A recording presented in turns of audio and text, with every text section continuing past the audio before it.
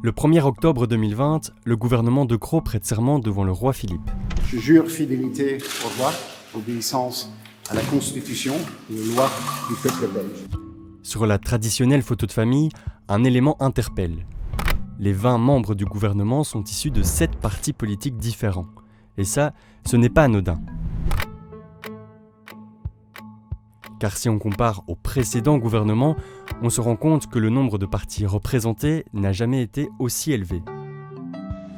Au niveau fédéral, on n'a jamais vu l'association de 7 partis dans une même majorité. Donc ça va être une majorité très difficile à conduire, un numéro d'équilibrisme à peu près permanent. Il aura fallu 493 jours à ces partis pour arriver à un accord sur la formation du gouvernement. Ça veut donc dire que 27% de la législature est déjà écoulée au moment où le gouvernement entre en fonction. Ce n'est pas la première fois que ça dure aussi longtemps. Depuis le début des années 2000, on remarque que les négociations fédérales sont de plus en plus longues. On est dans une situation où vraiment on se dit c'est un modèle qui patine. On a vraiment l'impression que ceci illustre encore plus que les fois précédentes la crise fondamentale du système politique belge. Alors que penser de ce nouveau gouvernement ? Pourquoi a-t-il été si difficile à former ? Et quel avenir pour le système politique en Belgique ?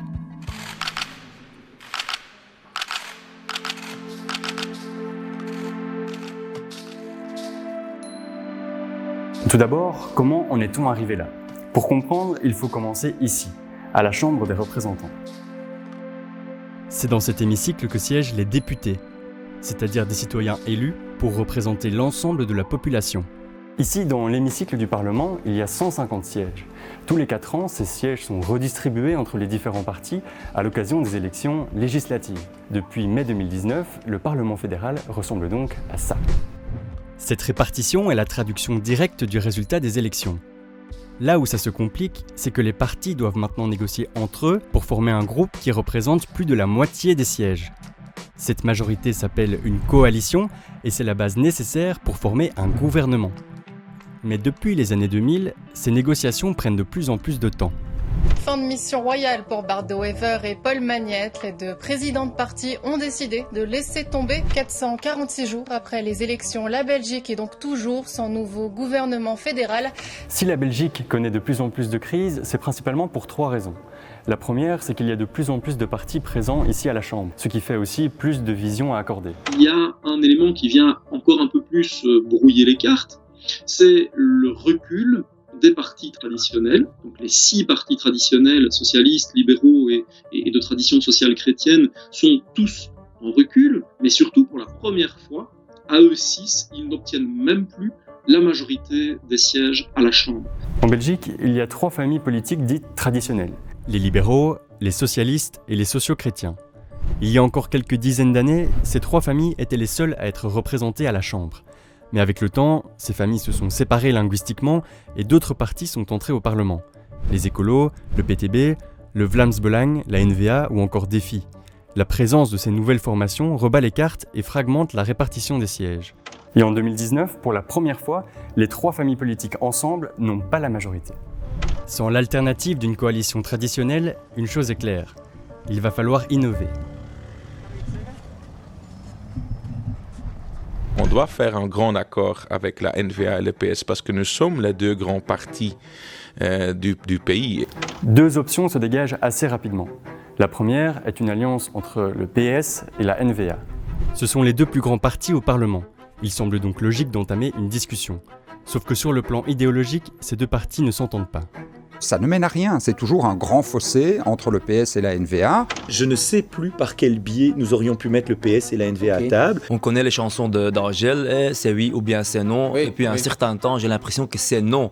Puisqu'il ne semble pas possible d'accorder les 2 plus grands partis, il faut trouver des solutions alternatives, soit sans le PS, soit sans la NVA. Commençons par essayer sans le PS. On garde alors la NVA qui s'associe aux libéraux, aux sociodémocrates et au SPA. Sauf que dans cette configuration, on se heurte au problème des familles politiques. Car si PS et SPA sont 2 partis distincts, ils font partie de la même famille. Nous sommes une famille, nous partageons les mêmes valeurs, nous partageons les mêmes combats, et nous sommes aussi la première famille politique du pays. Exclure le PS, c'est donc aussi exclure le SPA, et dans ce cas-là, il n'y a plus de majorité. Essayons donc l'autre option, avec le PS et sans la NVA. On rajoute alors les écologistes qui ne voulaient pas gouverner avec la NVA, on garde les libéraux et enfin le CDNV pour faire la majorité. 4 familles politiques comme 4 saisons, c'est ce qu'on appelle la coalition Vivaldi.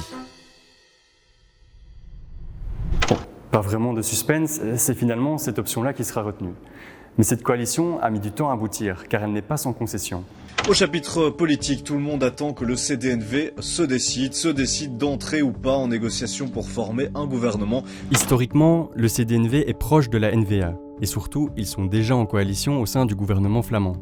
Tout comme le problème des familles politiques, il est parfois difficile de séparer des partenaires déjà associés à d'autres niveaux de pouvoir. C'est le troisième point qui pose problème, l'équilibre entre les régions et le fédéral. Il faut se rappeler que c'est un scrutin simultané. Ce sont des élections fédérales, régionales et communautaires. Ce qui est très clair en 2019, c'est que tous veulent d'abord former les gouvernements dans les communautés et les régions. Dès octobre 2019, tous ces autres gouvernements sont formés. Il devient alors difficile pour le CDNV de lâcher la NVA au niveau fédéral. Théoriquement, il n'est pas indispensable, mais sans lui, les partis flamands seraient trop peu représentés. Il aura fallu plus de 400 jours de discussion, mais en septembre 2020, le CDNV finit par accepter de lâcher la NVA pour la Vivaldi. La confiance est rétablie. Les négociations finales peuvent alors commencer. Enfin, de la fumée blanche au Palais d'Egmont après 21 heures de réunion. Les négociateurs de la Vivaldi sont enfin parvenus à un projet d'accord de gouvernement fédéral. Un mois plus tard, un gouvernement est né, mais un gouvernement qui résulte de nombreux compromis. C'est une coalition qui, à certains égards, est plus une coalition par défaut que vraiment une coalition qui serait née d'une volonté commune de convoler ensemble. Donc là, il y a quelque chose qui, évidemment, est un peu compliqué. Aujourd'hui, certains voient la Vivaldi comme le signal d'un système à bout de souffle. D'autres y voient au contraire un bel exemple de démocratie, où des idéologies opposées parviennent à s'entendre sur un programme commun.